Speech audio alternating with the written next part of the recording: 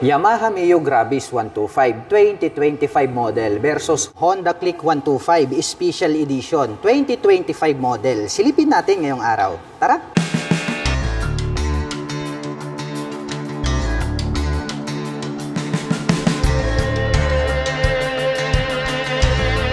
Unahin po natin ito pong Honda Click 125 Special Edition 2025 model. Ang angas po talaga nito pong kanyang daytime running light na parang nagsisilbing kanyang mga kilay. Located naman po rito sa bandang itaas, ito pong kanyang mga LED na turn signals. At ito pong kanyang high beam and low beam ay para po siyang nanlilisik na mata ng agila. Naka full LED na po lahat ng kanyang lighting system. Habang ito naman pong ating Yamaha Mio Gravis 125 2025 model ay ang angas din po ng dating nito pong kanyang lighting system. Kapansin-pansin po ito pong kanyang daytime running light na V-shape design na blue color. At located naman po rito sa bandang itaas, ito pong kanyang mga bulb type na turn signals. At naka V-shape design din po ito pong kanyang high beam and low beam. Naka full LED na rin po yan. Ang angas din po ng dating nito pong kanyang headlight design. At ang ating Honda Click 125 ay equipped po ng park brake lock. Ganon din po ito pong ating Yamaha Mio Gravis 125. Mayroon din po itong park brake lock. Naka-black color na telescopic fork, ito pong ating Honda Click 125. Ganon din po ito pong ating Yamaha Mio Gravis 125. Black color din po ito pong kanyang front suspension. At ito pong ating Honda Click 125 ay equipped with single rotor disc brake na flower design with single pot caliper with CBS. Habang ito naman pong ating Yamaha Mio Gravis 125 ay naka-single disc brake with single pot caliper na black color. At ito pong ating Honda Click ay mayroon po itong matte brown color na cast wheel at may sukat naman po ang kanyang gulong rito sa harapan na 90/90-14. Habang ito naman pong ating Yamaha Mio Gravis 125 ay may sukat naman po ang kanyang gulong rito sa harapan na 100/90-12. Naka fully digital meter panel display po ito pong ating Honda Click at sa bandang itaas naman po yung kanyang mga light indicators at mayroon po itong 2 button selectors. At naka fully digital meter panel display din po ito pong ating Yamaha Mio Gravis at nasa bandang ibaba naman po yung kanyang mga light indicators at mayroon po itong button selector dito sa bandang gitna. At pagdating naman po sa mga button selectors, ang ating Honda Click 125 ay mayroon po itong high beam and low beam, horn at turn signal selectors. Habang dito naman po sa kabila, nandirito po yung kanyang electric starter. Habang ito naman pong ating Yamaha Mio Gravis 125 ay mayroon po itong high beam and low beam, turn signal selector at ang kanyang horn. Habang dito naman po sa kabila, mayroon po itong auto stop start system, hazard button at electric starter. So ang pagkakaiba po nila, mayroon po pala itong auto stop start system at hazard button habang wala naman po sa ating Honda Click 125. Ito pong ating Honda Click 125 ay gumagamit po ito ng mechanical key para sa kanyang ignition with shutter lock key for safety purposes at included na rin po rito yung kanyang seat button. Habang ito naman pong ating Yamaha Mio Gravis 125 ay gumagamit din po ito ng mechanical key para sa kanyang ignition with shutter lock key. At included na po rito yung kanyang fuel at set button. At bukod dyan, dito po sa bandang itaas ay mayroon po pala itong integrated na USB charging socket. At ito pong ating Honda Click 125 ay mayroon po itong 2 front pocket. Open po ito pong kanan at pwede po tayong maglagay rito ng coins. Habang close naman po ito pong kaliwa, buksan natin. Mas malalim po ito at pwede po tayong maglagay rito ng mobile phones. At bukod dyan, mayroon na rin po siyang integrated na USB Type-A port. Habang ito pong ating Yamaha Mio Gravis 125 ay mayroon po itong single pocket na open. Mas malalim po ito. At marami po tayong mailalagay rito gaya po ng mobile phone, coins at gloves. At located naman po ito pong kanyang fuel tank dito po sa bandang kaliwa, kaya more accessible.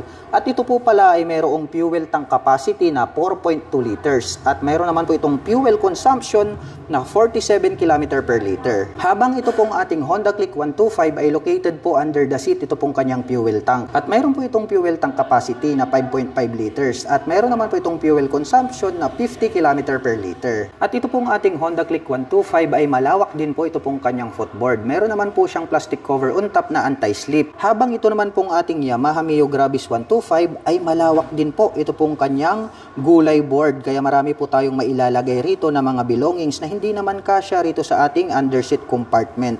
Mayroon naman po siyang plastic cover on top na anti-slip kaya hindi ka dudulas rito. At pag-usapan naman po natin ang kanilang mga upuan. Ito pong ating Honda Click 125 ay black color po ito pong kanyang seat cover. Simple lang naman po yung kanyang dating. At kapansin-pansin po ito pong kanyang integrated na grab bar dahil matte brown color po ito. Habang ito pong ating Yamaha Mio Gravis 125 ay naka two-tone color combination po pala. Ito pong kanyang seat cover na black at gray.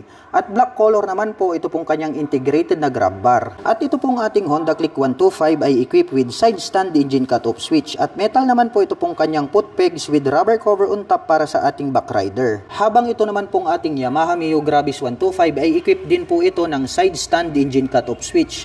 At alloy naman po ito pong ating foot pegs para po sa ating back rider. At ito pong ating Honda Click 125 ay naka single shock absorber po dito sa likuran. At gumagamit naman po ng mechanical trailing or drum brake para po sa kanyang rear braking system. Habang ito pong ating Yamaha Mio Gravis 125 ay pareho lang din po sila na naka single shock absorber dito sa likuran.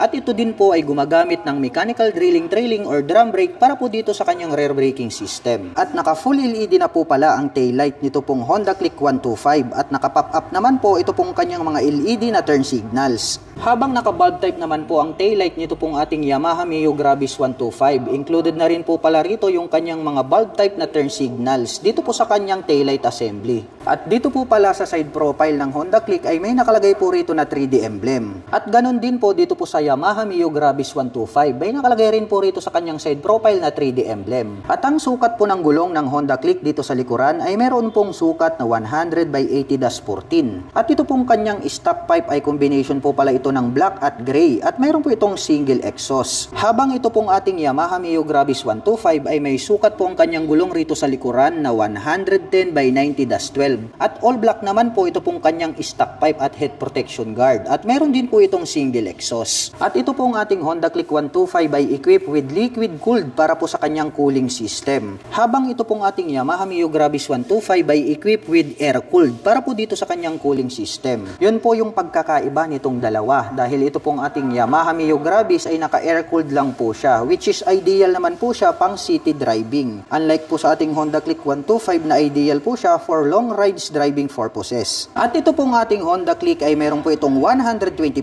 cubic centimeter engine displacement, naka single cylinder single overhead cam, 4-stroke with 4 valve at nakakapag-provide po ito ng maximum power na 8.2 kW at 8,500 RPM. Habang nakakapagbigay naman po ito ng maximum torque na 10.8 Nm at 5,000 RPM. At mayroon po itong seat height na 769 mm, may ground clearance na 131 mm, may wheelbase na 1,280 mm at mayroon naman po itong kabuuang bigat na 112 kg.